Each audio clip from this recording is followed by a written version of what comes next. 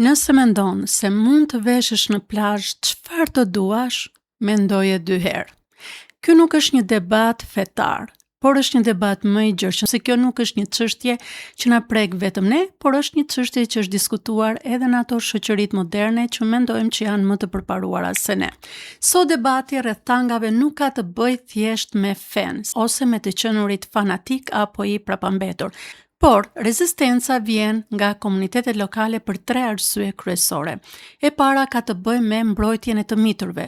Shumë argumentojnë se plazhet publik janë hapësira familjare ku fëmijët nuk duhet të ekspozohen ndaj nuditetit të lartë. E dyta ka të bëjë me pëlqimin vizual. Kritikët thonë se në një hapësirë publike ti detyron të tjerët të shohin një nivel zhveshjeje për të cilën ata nuk të kanë dhënë pëlqimin. Është sikur tu hapësh televizorin në një program ndërkohë që ato janë ulur si familje dhe ky program duhet të ketë për shembull le të themi një pull të kuqe ose atë pullër e fëmijës të shoqëruar me prind. Dhe në një plazh publik ti nuk i ke marrë leje askujt kur ke zgjedhur llojin e rrobave të banjës që ndoshta janë më të ekspozuara se sa një familje ka dëshirë të shikojë fëmia e tyre ose antari tjetër i familjes.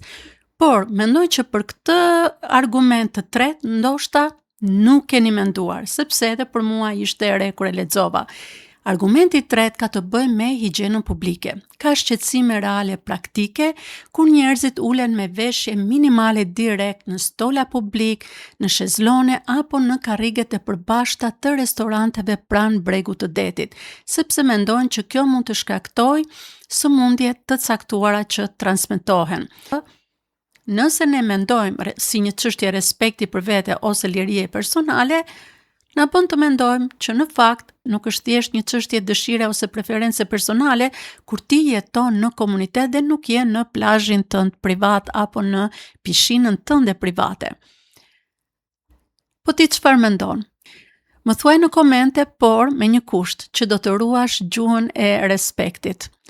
Zoti ju bekoft edhe dëgjojmë në videon tjetër. Nëse nuk më ndiqni, por ju pëlqejnë materiale të tilla që trajtojnë çështjet e jetës së përditshme nga aspekti etik, shpirtëror, profesional, atëherë ju lutem më bëni follow.